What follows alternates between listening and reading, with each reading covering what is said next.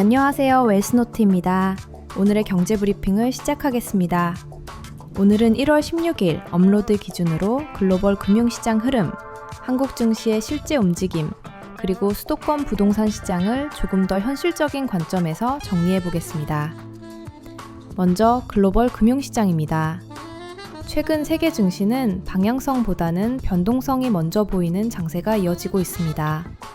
시장 전체가 한 방향으로 움직이기보다는 섹터별로 자금이 이동하는 흐름이 뚜렷해졌습니다. 기술주는 여전히 시장의 중심에 있습니다.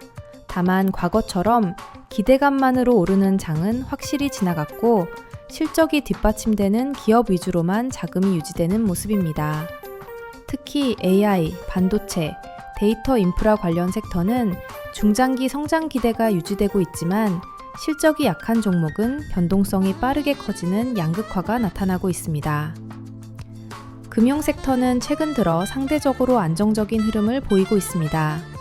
금리가 단기간에 크게 떨어지기보다는 높은 수준에서 유지될 가능성이 커지면서 은행과 보험 업종은 방어적인 선택지로 인식되고 있습니다.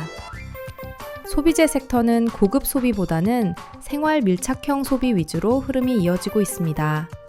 이는 글로벌 소비 심리가 완전한 회복보다는 조심스러운 안정 국면에 머물러 있다는 신호입니다. 에너지와 원자재 섹터는 국제유가가 배럴당 $80 전후에서 높은 수준을 유지하면서 기업 비용과 물가의 지속적인 부담 요인으로 작용하고 있습니다. 이런 흐름 속에서 글로벌 증시는 상승 추세라기보다는 리스크를 관리하는 장에 가깝다고 볼 수 있습니다. 이제 환율과 유가입니다. 원달러 환율은 현재 1,460원대 후반에서 1,470원대 구간에서 움직이고 있습니다. 이 수준은 원화가 강해졌다고 보기보다는 달러 선호가 여전히 유지되는 환경입니다. 환율이 이 구간에 머무르면 수출 기업에는 일부 긍정적이지만 수입 물가와 생활 물가에는 부담으로 작용할 수 있습니다.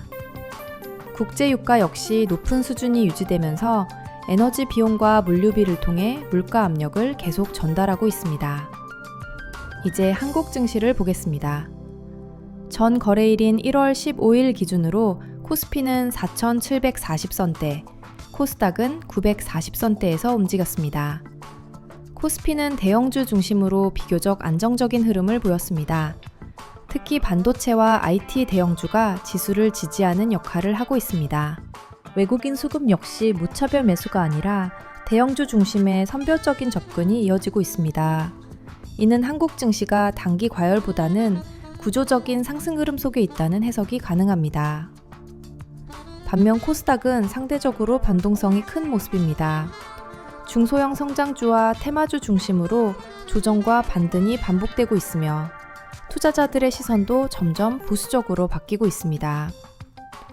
현재 한국 증시는 지수 전체보다 어느 섹터에 있느냐가 성과를 좌우하는 구간으로 볼 수 있습니다. 이제 오늘의 핵심인 부동산 시장을 살펴보겠습니다. 오늘은 매번 반복되는 마영성이나 여의도가 아니라 최근 실제로 문의와 체감이 바뀌고 있는 지역들을 중심으로 정리해 보겠습니다.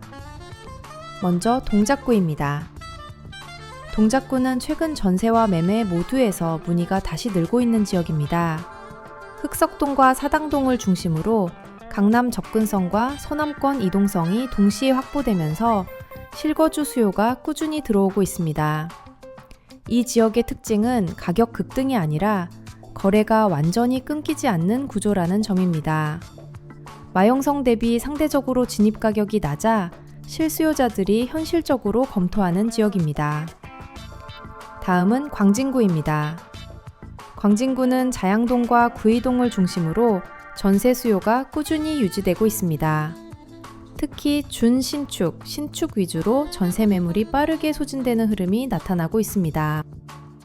잠실과 강남 접근성, 한강 인접 생활권을 동시에 고려하는 젊은 직장인 수요가 이 지역을 지탱하고 있습니다. 다음은 성북구입니다. 성북구는 최근 전세 사기 이슈 이후 상대적으로 안전하다고 인식되는 구축 아파트 중심으로 세입자 문의가 늘어난 지역입니다. 신축 선호가 줄어들면서 관리 상태가 괜찮은 구축 단지들이 대안주거지로 선택되고 있습니다. 다음은 노원구입니다. 노원구는 여전히 가격 부담이 상대적으로 낮고 학군과 생활 인프라를 이유로 실수요가 유지되는 지역입니다. 다만 투자 관점보다는 거주 안정성을 중시하는 수요가 중심이며 급격한 가격 상승보다는 완만한 흐름이 이어지고 있습니다.